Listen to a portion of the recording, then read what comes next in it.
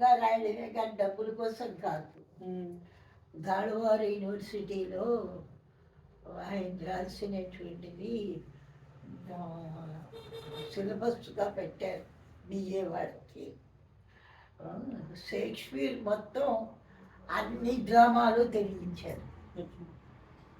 అసలు విరామం లేకుండా రాత్రి పగలు. షేక్స్పియర్ క్షేమశ్రీ వైభవం అని ఆయన మీద ఒక పిహెచ్డి పుస్తకం ప్రింట్ చేశారు. ఇప్పుడు ఉంది. మీకు ఏలూరులో పోతాపురి రామకృష్ణ గారు తెలుసు. మా పుట్టింటారు ఇంటి పేరు పోతాపురి కదా, మాకు బంధువులు లేవాళ్ళు. పోతాపురి రామకృష్ణ మా బావగారు అండి. అలాగా మాకు వాళ్ళ బంధువులు. అంబికా వాళ్ళ వీధిని చూడండి, ఆ వీధిలోనే ఉంటాడు. వాళ్ళ అమ్మాయి పెళ్ళిళ్ళు మా నాన్నగారు చేయించారు. వాళ్ళ పెద్ద అంటే అగ్రహారమా? పవర్ పేట. పోతాపురి రామారావు గారు,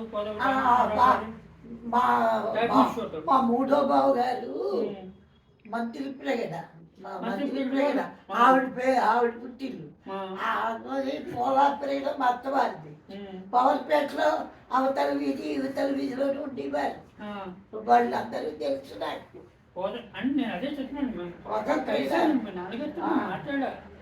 పోతాపురి రామకృష్ణ గారి ఇంటికి నేను వెళ్తే వారి భార్య అంటే మా అక్కగారు ఏం చేసేదంటే వాళ్ళ పిల్లలను నన్ను కూర్చోబెట్టి నాకు ఇదేమో పెద్ద గిరజాల జుట్టు, నా జుట్టులో ఇచ్చే చేతులు పెట్టుకుని కూర్చోమని అన్నం తిని కూర్చోబెట్టి మొత్తం ముగ్గురు తింటుండేవాళ్ళు. మా ఇంటికి వస్తూ ఉండేవాళ్ళు, మేము హోటల్తో ఉండేవాళ్ళం, తినకూడదు. నేనంటే మా అన్నయ్య చదువు నిమిత్తం తణుకులో ఉండేవాడు, నేను ఒక్కడిని. మా తమ్ముడు చిన్నవాడు, నేను అక్కడ ఉండేవాడు అనమాట. నేను ఎక్కువ తిరుగుతూ ఉండేవాడిని. అందరూ నాకు డౌట్ వచ్చింది, అక్కడ చూసాను వారితో పాటు చూసాను డౌట్.